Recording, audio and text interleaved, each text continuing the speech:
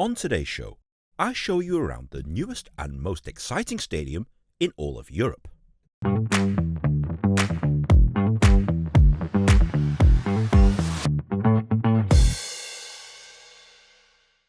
Hill Dickinson Stadium, home to one of England's oldest professional teams, Everton Football Club. They might not have dominated Europe like their neighbours, but they've got a proud history, a loyal fan base, and now, finally, a stadium fit for purpose. If you're a regular to my channel, you'll have seen that I've been here before to film a matchday travel guide, so check that out if you want to see a game here. But this time around, I'm going to show you the inner workings of the stadium. Built on historic Bramley Moor Dock, this stadium opened a few months ago with a capacity crowd of over 52,000. It's designed to be the most atmospheric football ground in the country, and this is a stadium every football fan should visit at least once. So, what's it like inside? And what should you expect from a stadium tour? Let's find out. Once you've arrived at Hill Dickinson Stadium, you'll be security checked before you even enter the grounds. If you've arrived early for your tour, feel free to have a walk around the stadium. You'll love the original features and the brickwork exterior that's very similar to the former dock buildings that used to be here. If you go around to the south side, you'll see the names of all of the fans that have paid to have their names engraved into the brick. And you can certainly learn all about the history of Everton's greatest players just by reading the floor. It's also right next to the ticket office, just in case you want some tickets. There's also the Everton Originals wall, a mural that's made up of thousands of fans' photos, which is pretty cool. And they're only halfway through making it, so if you want to have your photo on this wall, follow the link in the screen. But when it's time to start the tour, head on over to the East Stand, where you'll find the Everton Club store. Don't go in there yet, because you'll need to go right here through the door that says Bars, Restaurants and Experiences. Once you've checked in and gone through another security search, you'll go upstairs to the Everton Cafe. If you've checked in early, feel free to grab a pint or a bite to eat. And when the tour starts, your tour guide will give you a brief introduction to Everton Football Club. And why does this guy look so familiar? Seriously, you're kicking me out? Man United out. Get out. What's Out. Wait a minute, this is the guy that tried to kick me out of Anfield a few years ago, when I turned up for a Liverpool stadium tour wearing a Manchester United shirt. In fairness, he was probably right to try and eject me, but is he a red or is he a blue? So many questions. Anyway, once the introduction's over, you'll be walking quite a long way towards the concourses. You'll get a brief Everton history lesson, illustrated by the artwork on the walls, before entering the East Stand accessibility area, where you'll get your first glimpse of the stadium. Now, my video footage makes this stadium look pretty small, but I assure you, this place is massive and holds well over 50,000 people.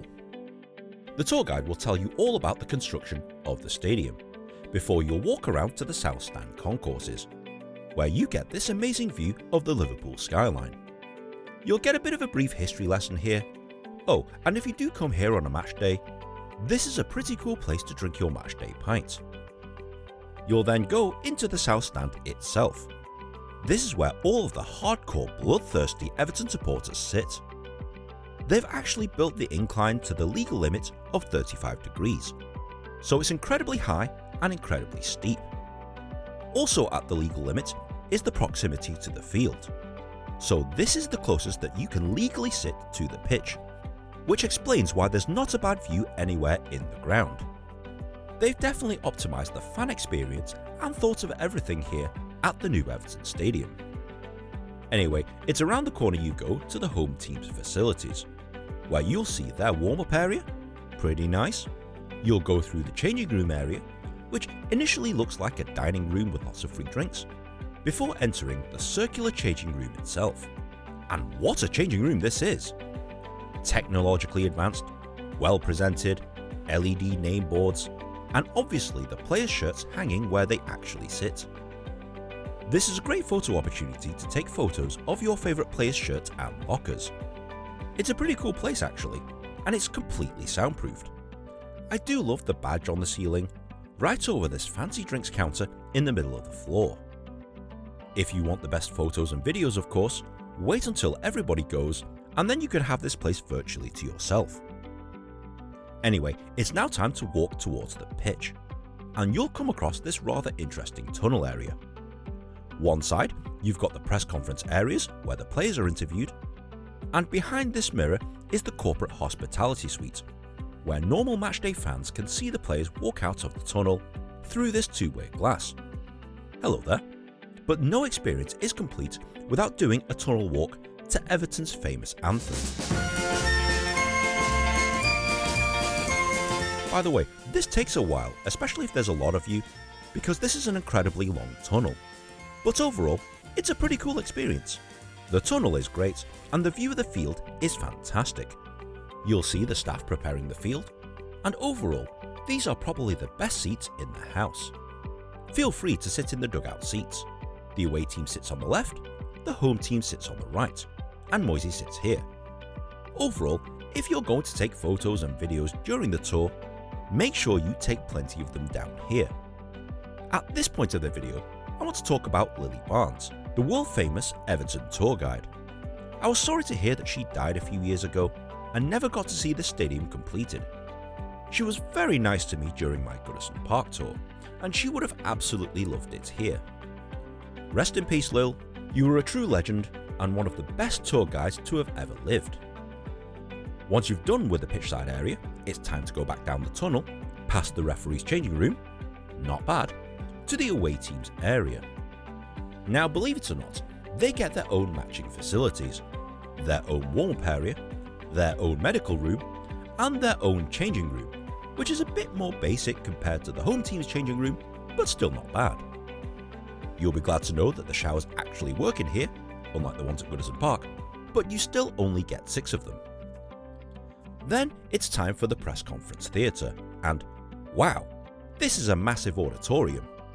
Completely soundproofed, technologically advanced, and holds over 80 people for press conferences, lectures, meetings, or whatever.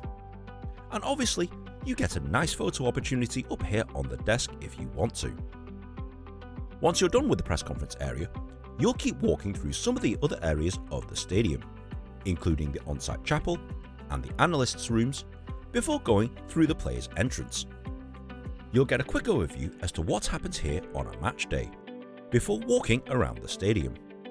A few more fun facts here, from their legends to some of the other events that happen in the stadium, before you end up at the Everton Club store. The final bit of the tour explains why there's a replica of the Littlewoods clock here in the shop. The original one that was at Goodison Park is long gone of course, but it's still a nice piece of history. And that's the end of the tour. Feel free to have a walk around the shop to pick up some Everton merchandise, and don't forget to go upstairs to the second floor, where you'll find this mini football museum full of game-worn paraphernalia and this cool view outside of the window. Overall, if you're a football fan, this comes highly recommended. So Nin, where does this rank in the hierarchy of your stadium tours, and does it beat Liverpool? Just about. The old Goodison Park tour was somewhere here, but I'm happy to report that it's now here. In fairness, the Everton and Liverpool tours are incredibly similar, and whilst you get a museum and a little bit more interactivity at Liverpool, the facilities here at Everton are infinitely nicer. And the staff were great too. Dave was cool, and it turns out that Kenny is actually a Blue, but works at both Everton and Liverpool as a stadium tour guide. I actually asked him, and fortunately he doesn't remember trying to boot me out of Anfield. So that's good. Okay Nin, I'm sold. What do I need to do? Well, you need to come here to Hill Dickinson Stadium. It's easy to find as it's located north of Liverpool city centre, but because it's built on a disused dock, there is no on-site parking. I recommend that you find a cheap all-day car park and walk in like I did. But if you absolutely have to drive here because you've got disability issues etc, there's a small row of parking spaces directly opposite the stadium, next to the Bramley Moor pub. And whilst parking time here is limited, it might be enough to just park up, do the tour and get out before you receive a parking ticket. There are many dodgy looking back streets around here that you could dump your car in, but I don't recommend that. Alternatively, if you're using public transport, take the train that will take you to Sand Hill Station, located about 3/4 of a mile to the northeast of the stadium. If you can't be bothered walking from there, take the number 2 bus directly outside Sand Hills, which will drop you off literally outside the gates. There are many other buses that come by here, I'll leave the details on the screen now, but overall I recommend parking near the city centre, walking in and making a day trip out of it. The cost? It's about £27 for adults, it's slightly less for kids, and you can book these directly at the Hill Dickinson Stadium website, which I'll leave on the screen now. Is there anything else I need to know? Yes, the tour is generally 90 minutes long, but can be longer if you've got lots of people in your group. Bear this in mind if you're short on time. Also, there is a lot of walking and a lot of stair climbing on this tour. If you have mobility issues, there are lifts and elevators available, but be mindful that you will be moving a lot. Large bags aren't allowed inside the stadium on match days or during tours, and there are no bag storage facilities here, so travel lightly. If you haven't seen it already, check out my Everton Matchday Guide here to help you have the best time of your life watching the Blues. And if for some reason you like the red half of the city more, check out the Liverpool Stadium Tour and Matchday Guides here and here. And finally, if you're coming to Liverpool as a tourist, check out my complete Liverpool City Guide right here, the most helpful guide on YouTube to plan your ultimate bucket list trip to this great city. Special thanks to Dave and Kenny, who's actually a blue, not a red. If you do get them as part of your tour, you're in for a fantastic time. So guys, if you have enjoyed this episode, please be sure to like, share and subscribe. Comment on that comment section below, and if you've got any other bucket list ideas you want me to make a video of, tweet me here, and if I get enough suggestions, I'll go ahead and do that. But guys, thanks very much for watching, and we'll see you in the next episode.